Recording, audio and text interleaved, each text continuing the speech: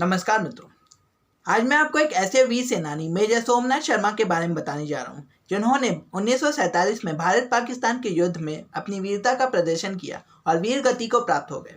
उन्हें उनके मरणोपरांत परमवीर चक्र से सम्मानित किया गया था। वह भारत के पहले परमवीर चक्र प्राप्त करने वाले भारतीय सेना के सेनानी थे। तो वीडियो को अंत तक देखिए। धन्यवाद।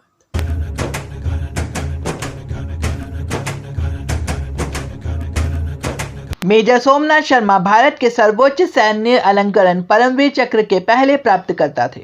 सोमनाथ शर्मा 1942 में 8वीं बटालियन 19वीं हैदराबाद रेजिमेंट में नियुक्त किए गए थे। उन्होंने द्वितीय विश्व युद्ध के अराकान अभियान के दौरान बर्मा में सेवा की थी, जिसके लिए उन्हें प्रेषण का उल्लेख किया गया था।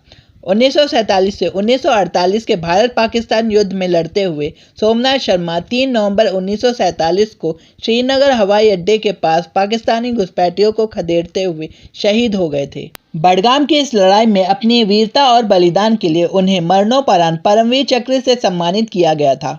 मेजर सोमनाथ शर्मा का जीवन परिचय।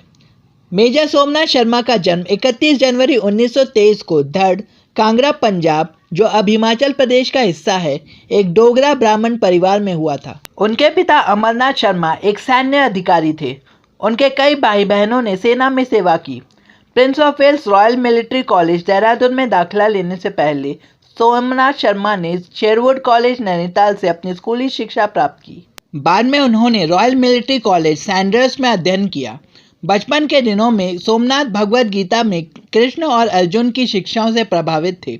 उन्हें उनके दादा ने सिखाया था। मेजर शर्मा का सैन्य जीवन। 22 फरवरी 1942 को रॉयल मिलिट्री कॉलेज से स्नातक होने पर सोमनाथ शर्मा को 8वीं बटालियन 19वीं हैदराबाद रेजिमेंट ब्रिटिश भारतीय सेना में नियुक्त किया गया था। द्वितीय विश्व युद्ध के दौरान उन्होंने बर्मा में जापानियों के खिलाफ अराकान अभियान के दौरान कार्रवाई देखी। उस समय उन्होंने कर्नल के.एस. थिमैया के नेतृत्व में कार्य किया, जो बाद में जनरल रैंक तक बढ़ गए और 1957 से 1961 तक सेना अध्यक्ष बने।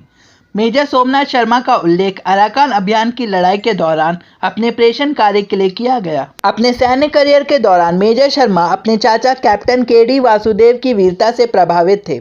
वासुदेव ने 8वीं बटालियन में भी सेवा की, जिसके दौरान उन्होंने मलायन अभियान में भी भाग लिया और जापानी आक्रमण से बचने के लिए उनकी कमान के तहत सैकड़ों सैनिकों की सहायता करने के दौरान उनकी मृत्यु हो गई। बडगाम की लड़ाई। 27 अक्टूबर 1947 को भारतीय सेना के सैनिकों के एक दल को 22 अक्टूबर को पाकिस्तान द्वारा कश्मीर घाटी में आक्रमण के जवाब में तैनात किया गया था। 31 अक्टूबर को मेजर शर्मा की कमान में कुमाऊं रेजिमेंट की 4वीं बटालियन की डी कंपनी को श्रीनगर में एयरलिफ्ट किया गया था। इस दौरान उनका बायां हाथ हॉकी के मैदान पर पहले ही लगी चोटों के परिणाम स्वरूप प्लास्टर कास्ट में था, लेकिन उन्होंने अपनी कंपनी के साथ मुकाबले में रहने पर जोर दिया और बाद में उन्हें जाने की अनुमति दी गई। 3 नवंबर को गश्ती कर्तव्यों पर बडगाम क्षेत्र में 3 कंपनियों का एक बैच तैनात किया गया था। उनका उद्देश्य उत्तर से श्रीनगर की ओर बढ़ने वाले घुसपैठियों की जांच करना था।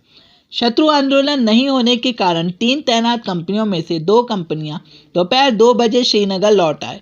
हालांकि मेजर शर्मा की डी कंपनी को दोपहर 3 बजे तक स्थिति में रहने का आदेश दिया गया था। अचानक एक आदिवासी लश्कर 700 घुसपैठियों ने गुलमर्ग की दिशा से बडगाम का रुख किया।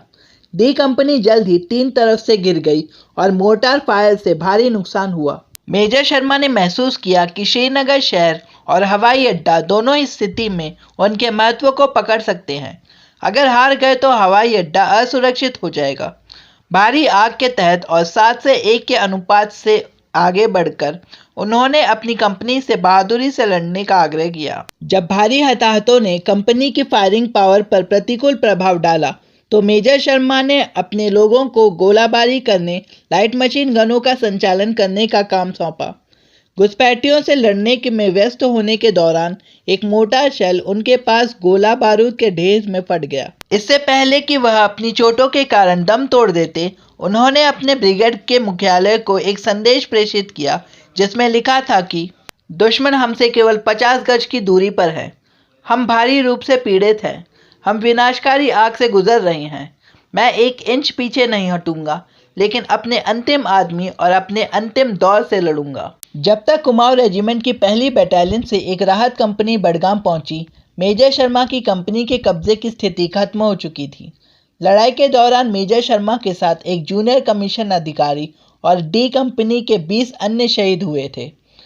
3 दिन बाद मेजर शर्मा का शव बरामद किया गया। हालांकि यह मान्यता से परे था। उनके शरीर की पहचान उनके पिस्तौल के चमड़े के पिस्तौलदान और भगवद गीता के कुछ पन्नों के माध्यम से उनकी छाती की जेब से की गई थी। परमवीर चक्र 21 जून 1950 को मेजर शर्मा को परमवीर चक्र के पुरस्कार के लिए 3 नवंबर 1947 को श्रीनगर हवाई अड्डे की रक्षा करने के लिए राजपत्रित किया गया था। यह पहली बार था जब इसकी स्थापना के बाद यह सम्मान प्रदान किया गया था। संयोग से मेजर शर्मा के भाई की सास सावित्री खानोलकर परमवीर चक्र के डिजाइनर थी। आपको ये वीडियो पसंद आया तो चैनल को सब्सक्राइब करके बेल आइकॉन को जरूर दबाएं और फॉलो कीजिए मेरा Facebook page real historical facts और फॉलो कीजिए इंस्टाग्राम पे soje.nyk और वीडियो को लाइक और शेयर जरूर कीजिए। मैं मिलूंगा आपसे अगली वीडियो में, तब तक के लिए धन्यवाद।